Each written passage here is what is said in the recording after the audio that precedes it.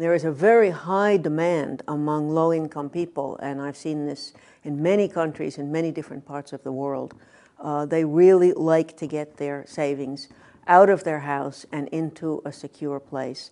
And it's interesting to me that the demand-driven products and services that low-income people want are very much similar the whole world around. There are some exceptions, but mostly, what do they want? They want, first of all, always security. That's always the top one. Then there are another 6 or so things that just about everybody wants, and they're not all that much different from what you and I want. They want convenience, and that means they don't have to go too far. It's convenience of location. It's also convenience of opening hours. If you open your institution or your bank at 11 and close at 3, that's not going to be very helpful for them. And if it's far away, they're not likely to go. Certainly not for savings, possibly for loans.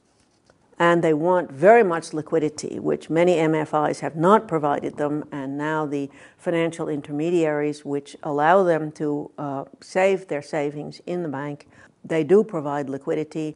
So, security, convenience, liquidity, what else? Well, they like, and this is also a real deal breaker if they don't get it, they want friendly, knowledgeable, helpful service.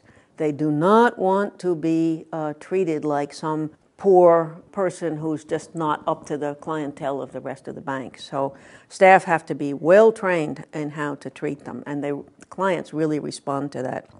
They also, and many people have not understood this for some time, but they also appreciate very much confidentiality.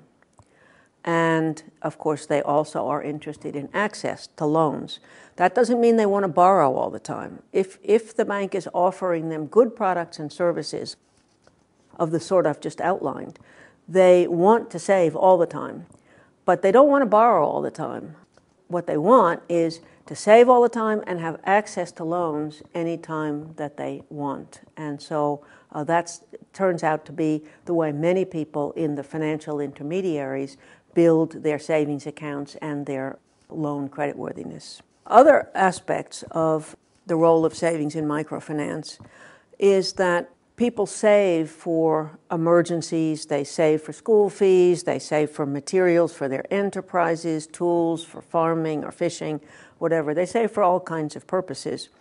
And they really like to have a choice of products. So they have a liquid product, they have perhaps a fixed deposit, a small time period fixed deposit, maybe a 1-month fixed deposit, and several other kinds of products. So they can have 1, they can have 2, they can have 3. Usually they almost always have a liquid product, and then they may add 1, 2, or other products to it. Now, the issue of how savings has evolved over time is really very interesting. What we're finding now in the industry, which was not so true 10, 15 years ago, there were a few, but there are considerably more now, is the large financial intermediaries. And they are responsible for most of the savings in microfinance. And this is quite interesting how this happens. I talked with the Microfinance Information Exchange, the MIX, who has the best database of anybody in microfinance. And they have more than 1,400 different sorts of institutions reporting to them. And I asked them if they would do, but this is not published because they have many different sorts of information in their publications, but this one is not in it. And I'm interested in the large financial intermediaries because I think that that's where most of the clients in the world are being served, in those institutions. So they looked at an interesting comparison. They took the LFIs, large financial intermediaries, and then they looked at others, everybody else, small intermediaries, non-intermediaries, all different kinds of institutions that do microfinance. There were more of the others in their sample, 276, large financial intermediaries, 154. And they gave me a few results. These are all medians, but it's very interesting. The large financial intermediaries, LFIs, had 59 million in assets as a median. The median for everybody else was 3 million. The commercial funding liabilities ratio For the LFIs was 100%. For the others, it was 49% medians. For borrowers, the LFIs had 45,000 and the others had 6,000. For gross loan portfolio, it was 43 million for the LFIs and 3 million for the others. So I think that we are beginning to see some real changes.